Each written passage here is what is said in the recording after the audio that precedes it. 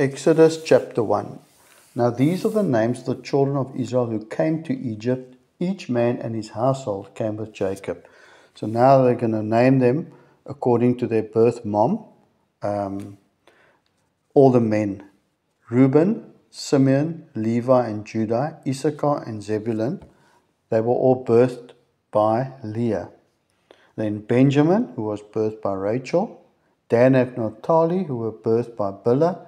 And Gad and Asher, who Zilpah bore to them. All these, or all those who were descendants of Jacob, were 70 persons, for Joseph was already in Egypt. Verse 6, and Joseph died, all his brothers, and all that generation. So now it's telling you all those people that came to Egypt, they all died off, starting with Joseph. But the children of Israel were fruitful and increased abundantly, multiplied and grew exceedingly mighty. Who grew exceedingly mighty, in other words, they became very numerous, and the land was filled with them. Now there arose a new king over Egypt, who did not know Joseph. And he said to his people, look, the people of the children of Israel are more and mightier than we.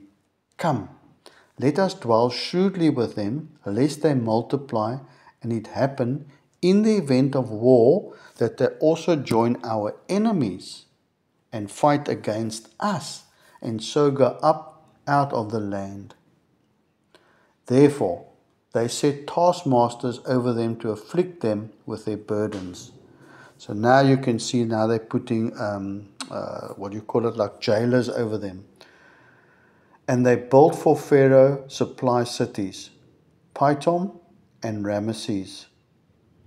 But the more they afflicted them, the more they multiplied and grew. See, that's the blessing of the Lord. And they were in dread of the children of Israel. So the Egyptians made the children of Israel serve with rigor, and they made their lives bitter with hard bondage, in mortar, in brick, and in all manner of service in the field. All their service in which they made them serve was rigor. Then the king of Egypt spoke to the Hebrew midwives, of whom the name of one was Shiphrah, and the name of the other Puah. And he said, when you do the duties of a midwife for the Hebrew women, and you see them on the birth stools, if it is a son, then you shall kill him. So here's abortion after birth starting already. But if it is a daughter, then she shall live. But the midwives feared God and did not do as the king of Egypt commanded them, but saved the male children alive. So the king called for the midwives and said to them, why have you done this thing and saved the male child or children alive?